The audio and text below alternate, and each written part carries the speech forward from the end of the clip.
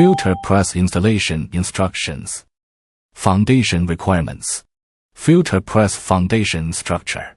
It should be reasonably designed by construction engineers according to the load conditions. Construction during this period should strictly follow the dimensions on the drawings.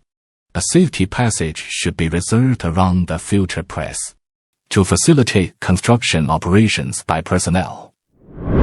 Verify the foot center distance and other installation data as required. Ensure all equipment support points are on the same level surface. Loose part hoisting.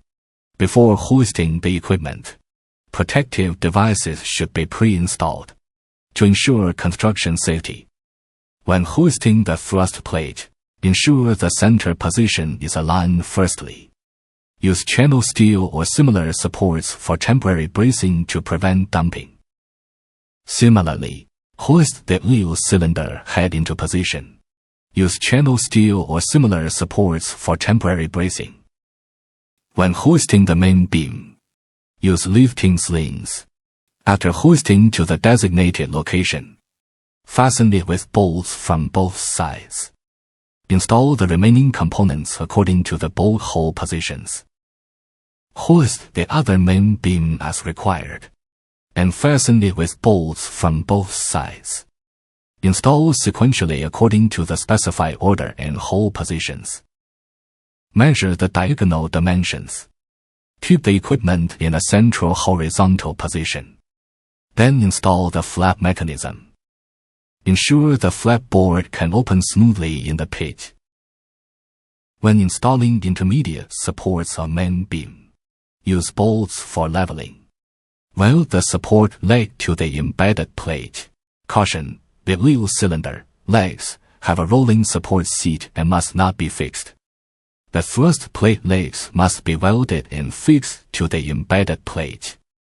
Dismantling the temporary support and installing the drive shaft. During installation, ensure the pull plate trolley is located at the position of limit switch. Then, install the product guard and other components according to the mounting holes. Hoisting the pressing plate and putting it on the two main beams. Ensure the pressing plate moving smoothly on the guide rails. When hoisting filter plates, pay attention to their placement, direction, and position.